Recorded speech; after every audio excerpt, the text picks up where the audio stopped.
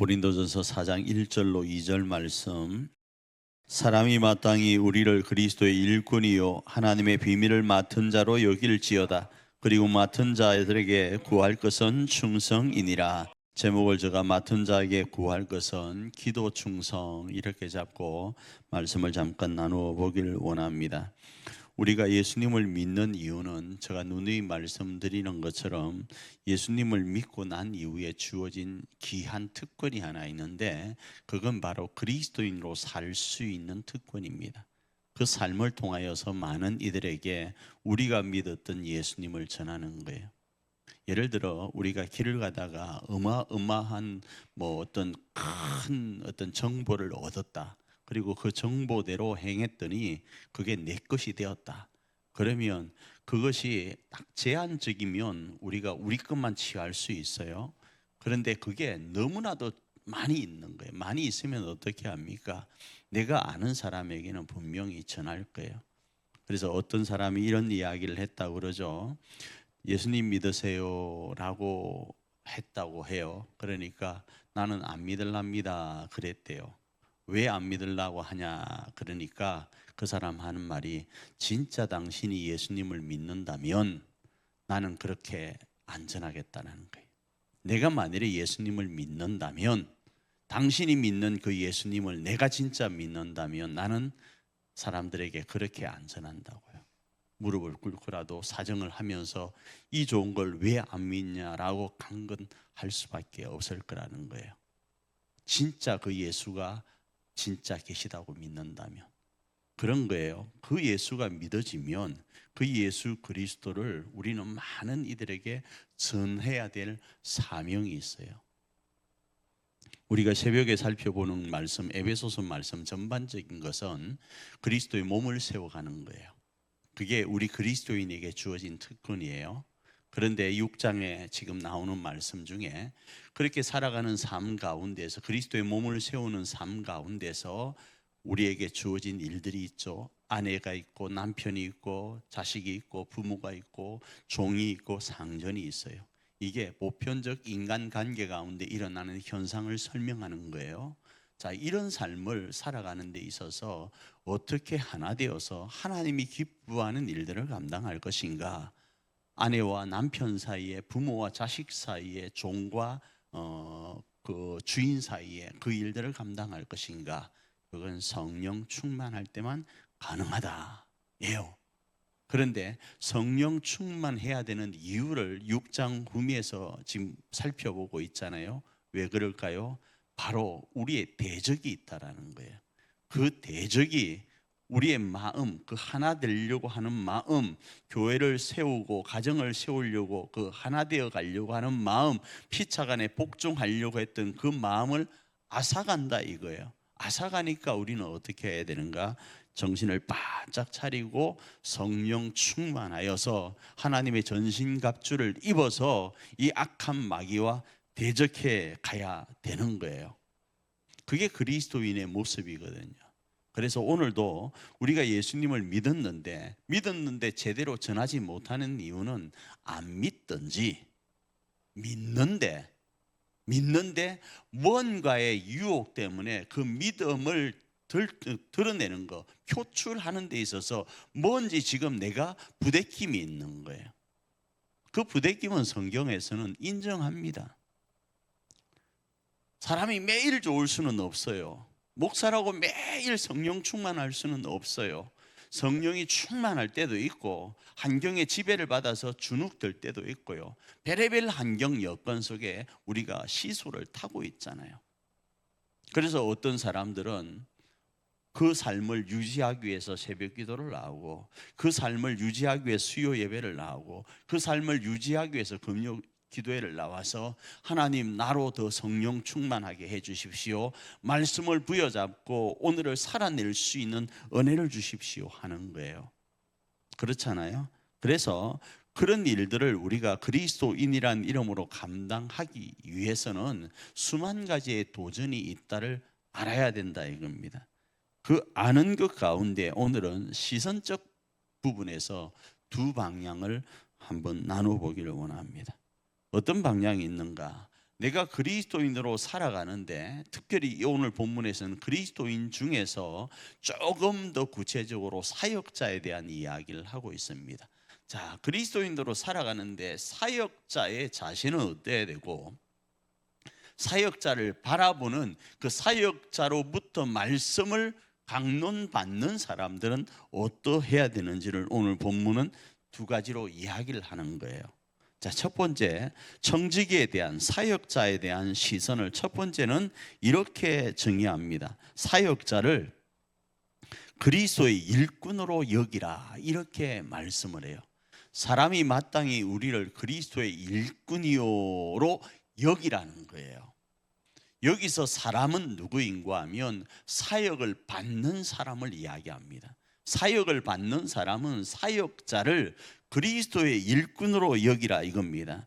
그래서 사역이 필요한 사람에게 있어서 그 사람은 누구인가, 내가 함부로 무시할 수 있는 사람이 아니라 내 학벌과 환경과 재력과 여러 가지 모습 속에 있을 때 저 사람은 나보다 아래 사람이야 라고 할 수 있는 것이 아니라 그 사람은 하나님의 일을 하는 사람이다로 여겨야 되는 거예요. 아래 사람이라고 하면 어떻게 합니까? 아래 사람이라고 하면 내가 어떤 일이 있을 때 시킬 수 있는 거예요. 그래서 우리 믿음의 선배들 중에 어머니가 자신의 아들이 목사님이 되면 집에서 목사님이라고 부르지 자식이라고 안 부렀다, 그런 이야기 저만 들었는지는 모르겠습니다. 그렇잖아요, 그죠? 육신적으로는 내 새끼죠. 그러나 육신적으로 내 새끼라는 이 말은 어폐가 있습니다. 하나님이 나에게 그 아들을 선물로 주신 거예요. 뭐 하라고요? 잘 양육하라고요. 그래서 실상은 누구 것인가? 하나님의 것인 거예요. 그런데 더더욱 하나님의 일을 감당하는 그리스도의 일꾼으로 부름받았다면 그 사람을 우리는 어떻게 대할 것인가? 하나님의 일을 하는 사람으로 여겨 주어야 된다라는 겁니다. 두 번째로는 사역의 영역에 있어서도 그 사람은 하나님의 일을 하는 사람이에요. 자, 하나님의 일을 여러분 여러 가지로 생각하고 여러 가지로 확대해서 해석해야 되는데, 보편적으로 뭐라고만 제한시키는가 하면 이 성경 말씀만을 제한시키는 경우가 있어요. 그러나 그렇지가 않습니다. 목회자가 행하는 수만 가지의 모든 것들은요, 우리 교회가 지금껏 역사적인 부분에서도 목회자가 행하는 모든 일들을 다 주의 사역과 연결해서 감당했었습니다. 그런데 그게 오늘날 오면서 어떻게 되었는고 하면 우리 교회 안에서만 일하는 게 그 목사님이 해야 될 업무로 보아요. 업무로 봐버립니다. 하나님의 일을 하는 것이 아니라, 하나님의 일을 하는 그것이 아니라 우리 교회를 위한 업무로 봐버리는 거예요. 자, 그런데 우리 믿음의 선배들이 했던 모습 한번 기억해 보시길 바라요. 이 성경의 이야기를 하고 있지 않아도 여러분 아시는 것처럼 어느 목사님이 어떤 곳에 집회를 가서 복음을 전하려고 할 때 교회에 있던 권사님들은 어떻게 합니까? 보편적으로 그 목사님이 말씀 증거하는데 부족함이 없도록 하려고 철야까지 하면서 뒤편에서 기도로 뭐 합니까? 응원하고 협력하고 함께 사역해 왔잖아요. 그런데 지금의 한국 교회는 어떻습니까? 목사님이 우리 교회 안에서만 하는 이 일이 하나님의 일이다. 그러니까 우리 교회를 위한 업무만이 하나님의 일이라고 취급하는 경우가 있거든요. 그렇지 않습니다. 주의 일을 감당함에 있어서는 여러 가지 면에서 다 주의 일이다라는 사실을 알고 그 일에 우리는 우리의 시선을 두어야 된다라는 겁니다. 그래서 사역을 받는 사람들은 그리스도의 일꾼으로 여겨야지 나를 위한 일꾼으로 여겨서는 되지 않습니다. 물론 저는 이렇게 여러분에게 주장한 적이 있습니다. 여러분은 하나님의 자녀이고 목사는 주의 종이니까, 그러니까 조금 다르게 표현할까요? 목사는 하나님의 종이고 여러분은 하나님의 자녀이니까 자녀가 높지 종이 높나, 이런 이야기를 했었습니다. 틀린 말 아닙니다. 이 하나님의 종, 그리스도의 일꾼은 자녀들을 위해서 헌신하는 자예요. 그런데 자녀들을 위해서 헌신할 때 자녀들의 부름을 받는 것이 아니라 하나님 아버지의 부름을 받았다라는 사실을 잊으면 안 된다 이겁니다. 하나님 아버지가 그 자녀를 유모처럼 맡긴 거예요. 그런데 자식이 그 유모의 말을 듣지 않으면 되지 않지 않습니까? 그와 마찬가지로 여기셔야 된다라는 겁니다. 두 번째로는 하나님의 비밀을 맡은 자로 여겨야 된다고 말씀을 해요. 하나님의 비밀을 맡은 자로 여길지어다 후미의 말씀을 하고 있잖아요. 여기서 사역이 필요한 사람에게 있어서 하나님의 뜻을 전하는 사람으로 받아들여야 된다라는 겁니다. 성경이요 66권이지만 안에 있는 내용은요, 여러분이 암기력은 좋죠. 그런데 까먹기도 잘하잖아요. 그래서 오늘 이 말씀이 어떻게 적용될지, 어떤 말씀을 내 삶에 적용해야 될지 아침마다 그냥 아무렇게나 펴보고 오늘 눈에 띄네 이거 말씀 이렇게 하질 않잖아요. 그죠? 그래서 뭘 하는가 하면 새벽마다 짧은 말씀이에요. 제가 왜 5분만을 새벽 예배를 하는가 하면 1분이 엄청 길더라고요. 저 개인에게 길다라는 게 아니라 TV에서 광고를 하는데 어느 순간요 50초짜리 광고가 있고 30초짜리 광고가 있어요. 그런데 30초도 돈이 엄청 비싸요. 50초도 엄청 비싸요. 그런데 우리가 5분을 전한다. 이거는요 어마어마한 시간인 거예요. 목회자가 성도를 생각했을 때 그 성도들의 아까운 시간을 정말로 그냥 거칠의 말로 허비시켜서는 되지 않겠다라는 생각이 첫째 있어서 간단하게 5분만 전해야 되겠다 싶어서 새벽 예배를 될 수 있으면 5분을 넘기지 않으려고 합니다. 두 번째로는 뭔가 하면 성경의 말씀이 우리가 다 아는 말씀이에요.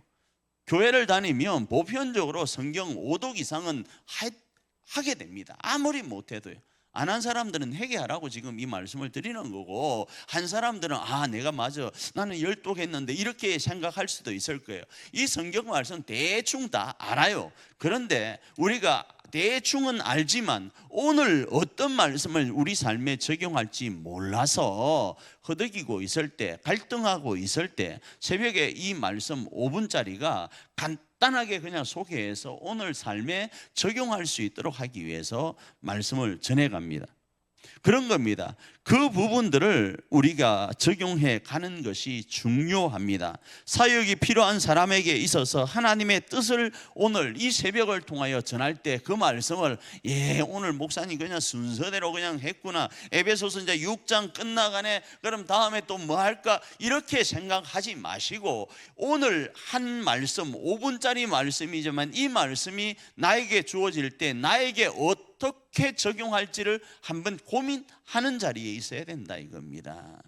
두 번째로는 사역의 영역에 있어서 하나님의 뜻을 전하는 사람이에요. 그래서 무당은 아니지만요, 여러분이 목회자에게 전화를 하셔서 이만저만한 일에 대해서 자문을 구하는 게 옳아요.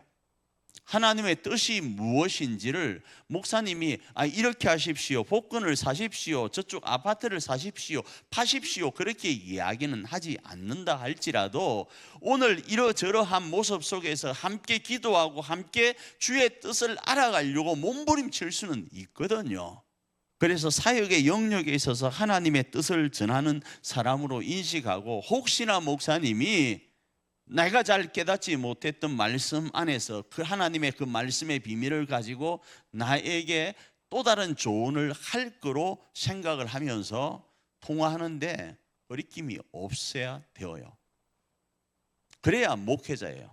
자, 이게 청지기에 대한 우리의 시선입니다. 자, 그러면 이제 두 번째 시선은 이 사명에 대한 청지기 자신의 시선이 무엇인가 하면 오늘 본문은 이렇게 이야기합니다. 맡은 자들에게 구할 것은 충성이다, 이렇게 말씀을 해요.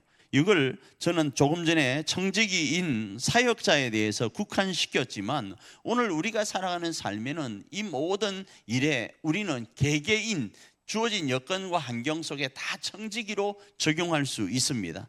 그 청지기의 시선으로 자기를 바라볼 때는 어떻게 정의할 것인가? 바로 맡은 자라는 사실을 알아야 되는 거예요.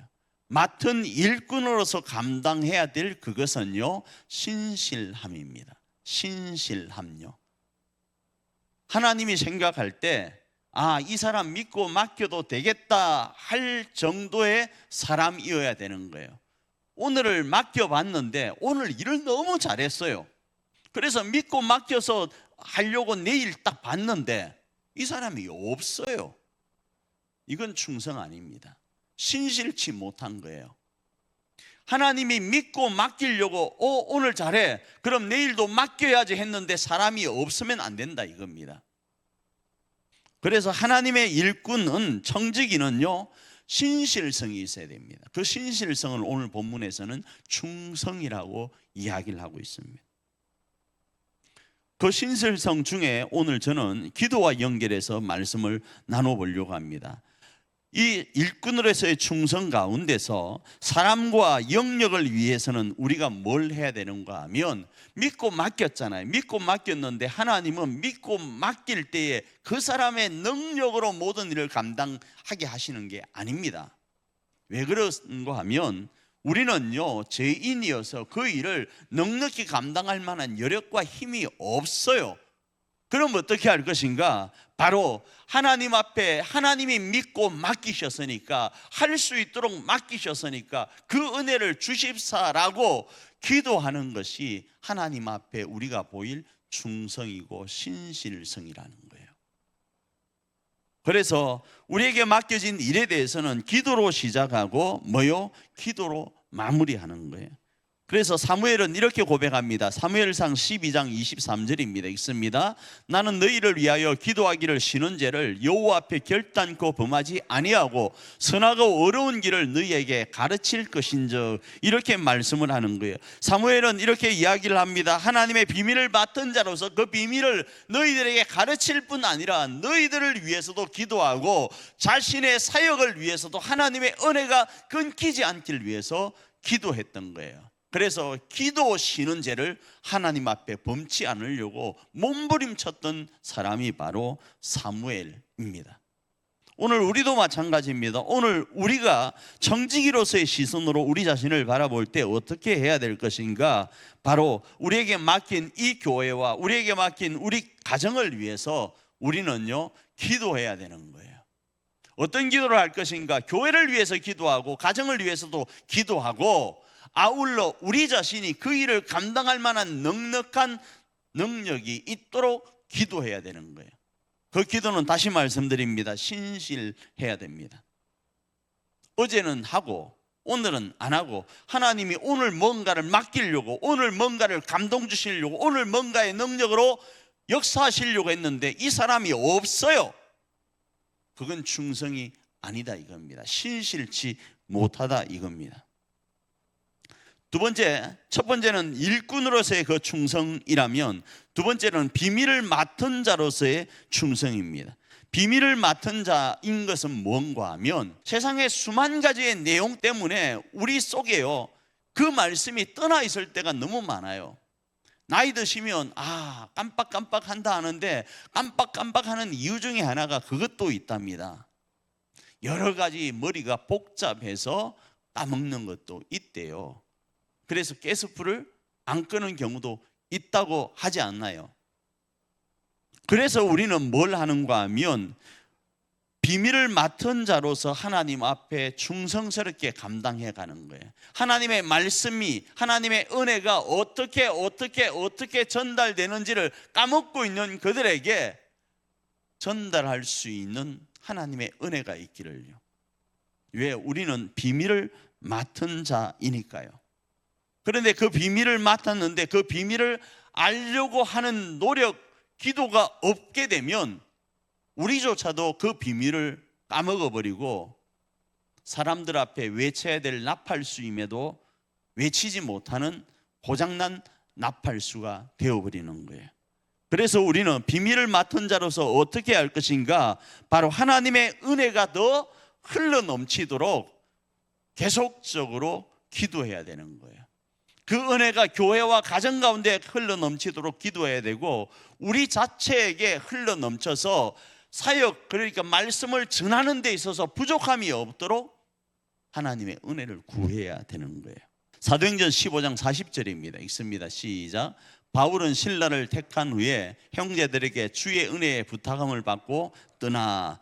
하나님께서는 바울을 통하여 이렇게 말씀합니다. 바울은 신라를 택해서 선교 여행을 계속하는데 형제들에게 주의 은혜의 부탁함을 받고 떠납니다. 상호간에 어떻게 하는가? 하나님의 은혜가 이 사람에게 그리고 이 사역 위에 임하도록 서로 기도하며 나아가는 거예요. 말씀을 정리합니다. 맡은 자에게 구할 것은 기도 충성입니다. 이건 사명자의 시선으로 자기를 바라볼 때의 내용입니다. 이 내용이, 이 시선이 먼저 우리 가운데 있기를 원합니다.